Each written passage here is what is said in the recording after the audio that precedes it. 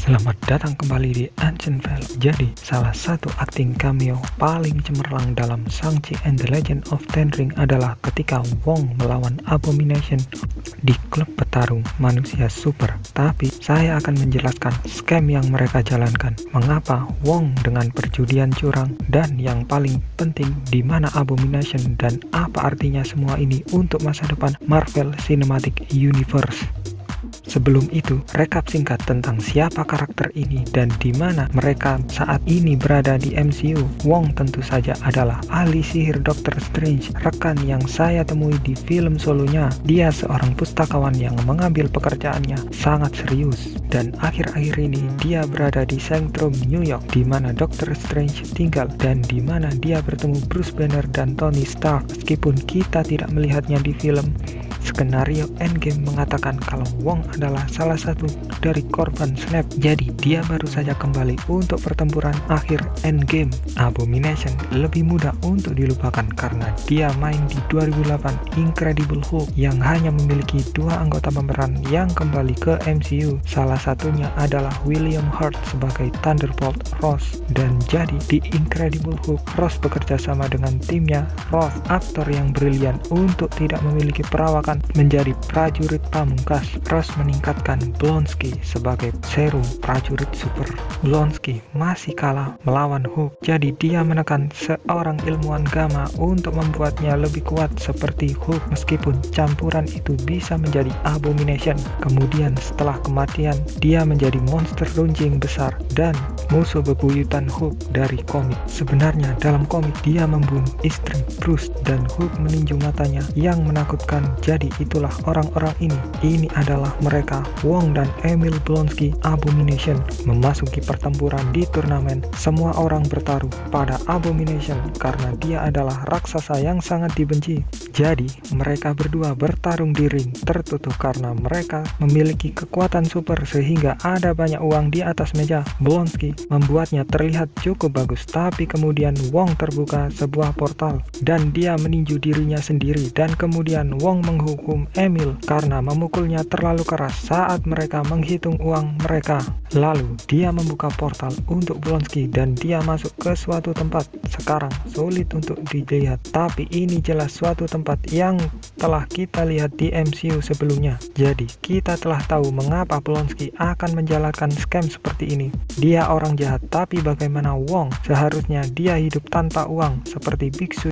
MCU telah berusaha keras untuk membuat para wizard ini senyaman dan semanusiawi mungkin, yang sulit karena mereka memakai pakaian aneh dan perhiasan ajaib dan energi dari dimensi lain. Jadi ingat adegan ini ketika Strange dikasih password wifi. Ini sebenarnya adalah baris yang sangat penting dalam film Doctor Strange. Itu menetapkan bahwa ini masih nyata orang-orang dengan minat normal yang juga dapat mengubah diri mereka menjadi hantu dan memperlambat waktu misalnya. Bahkan Wong mendengar lagu Beyonce dan bahkan berbagi es krim bersama-sama. Tapi saya juga telah melihat kalau Wong itu pelit. Jadi Wong sangat berdedikasi untuk pekerjaannya sebagai penjaga. Dia tidak ingin menggunakan kemampuan magisnya untuk mengubah timah menjadi emas dan menjadi jutawan. Tapi para wizard masih harus makan. Mereka butuh uang, kamar tas harus dibayar, pajak properti, dan kalian tahu seperti apa pajaknya. Jadi saya menduga Wong menjalankan permainan ini karena mantra semacam ini tidak mengubah kenyataan dengan cara apapun, dan uangnya digunakan untuk kamar tas, pajak properti New York. Ingat, orang yang menceritakan Strange untuk kamar tas, dia memilih untuk menggunakan kemampuan mistiknya untuk alasan egois untuk memperbaiki tulang punggungnya yang hancur. Sekarang ini mengambil semua fokusnya sehingga dia tidak bisa lagi menggunakan kemampuannya untuk membantu melindungi realitas. Tetapi duel adalah bagian dari kehidupan penyihir normal. Jadi ini adalah cara yang adil untuk menghasilkan sedikit uang sampingan, atau setidaknya itulah yang Wong katakan pada dirinya sendiri. Tapi yang benar-benar ingin saya ketahui adalah apa artinya semua ini bagi Abomination Abomination, penampilannya di series She-Hulk, dan hubungan kerjanya dengan Thunderbolt Ross. Dalam komik, Blonsky adalah mata-mata yang menjadi sinar gama dan bahkan bisa dibilang penjahat top Hulk membunuh istrinya. Tapi di MCU kita punya karakter yang sangat kuat selama bertahun-tahun. Jadi apa yang terjadi di sini? Terakhir kali saya lihat Blonsky dicekik Hulk. Kemudian dia disebutkan secara singkat di Agent Shield. Episode ditayangkan di season pertama sebelum Invention Ruff dan Hydra muncul. Ketika kalian nonton Winter Soldier, kalian mungkin bertanya-tanya mengapa Hydra yang mengendalikan Shield diam-diam tidak mensenjatai Blonsky. Jawabannya adalah Blonsky terlalu berbahaya dan tidak dapat diprediksi. Hydra tidak menyukai variabel yang tidak diketahui. Inilah mengapa mereka menggunakan algoritma dan mengapa mereka mencoba mengendalikan Inhuman di series Agent Shield, sehingga mereka akan menyimpan Blonsky di atas es. Tetapi Ross adalah cerita lain. Dia adalah orang yang awalnya memberikan kemampuan Blonsky sehingga dia bisa memiliki seorang prajurit super di bawah kendalinya. Bertahun-tahun kemudian dia akan memimpin tugas untuk mengendalikan lebih banyak lagi manusia super dengan kesepakatan Sokovia. Jadi dia tidak seperti Baron Zemo.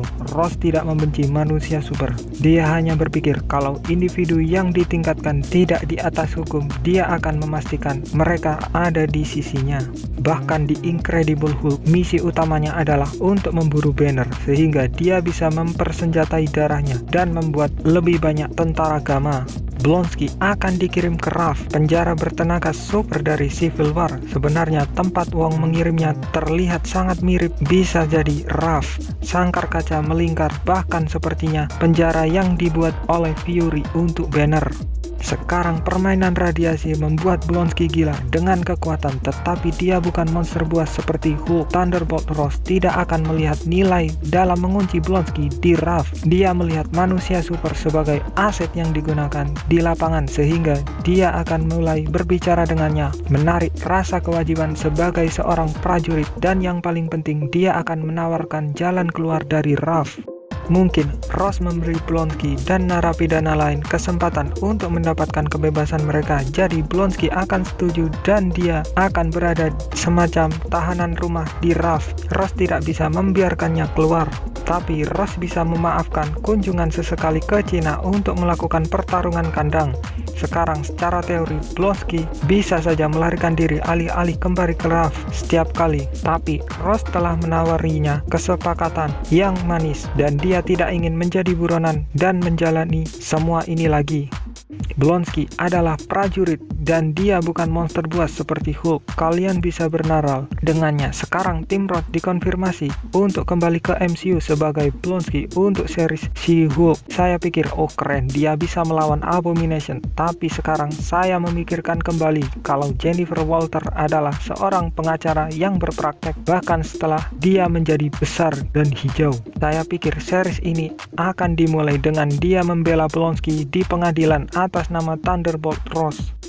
Dia akan mempelopori permohonannya untuk mendapatkan pengampunan dan tentu saja sepupunya Bruce Banner akan muncul dan mengatakan kepadanya kalau dia tidak bisa melakukan pada orang itu, dan itu sebabnya Bruce akan ada di series. Jadi kita lihat di post credit scene kalau Bruce Banner kembali menjadi Bruce, mungkin karena Snap melemahkan Gamma langsung dalam dirinya, dan ini bisa menjadi kunci untuk She-Hulk. Saya pikir Jennifer akan terluka dan dia akan mendapatkan transfusi darah dari sepupunya Bruce. Seperti di komik, dia akan berpikir kalau transfusi itu aman karena dia pikir radiasi gamma sudah keluar dari tubuhnya, tapi dia akan salah. Jadi, mengapa Ross ingin Blonsky bebas? Thunderbolt Ross mengumpulkan tim supernya sendiri. Mungkin mengirim Val keluar untuk merekrut orang-orang seperti John Walker dan Elena Bolova. Sekarang, saya telah membicarakan ini di video lain, jadi jangan lupa tonton videonya. Di komik, ada periode di mana penjahat Norman Osborn pada dasarnya menjadi kepala S.H.I.E.L.D. dan mulai tim superhero-nya sendiri. Sebagian besar diisi dengan penjahat yang menyamar. Ini juga terjadi dengan tim Thunderbolt, di mana Baron Zemo berpura-pura menjadi pahlawan sementara Avengers dibubarkan seperti mereka nampak bubar di MCU. Ada kekosongan kekuasaan di Marvel Cinematic Universe dan Ross akan mengisinya dengan tim supernya sendiri yang dinamai dengan nama panggilannya Thunderbolt. Baik, itu semua yang bisa saya bahas. Tetapi jika kalian menemukan sesuatu yang baru, beritahu saya komentar di bawah. Dan jika ini pertama kalinya kalian di sini, jangan lupa subscribe Ansen Film.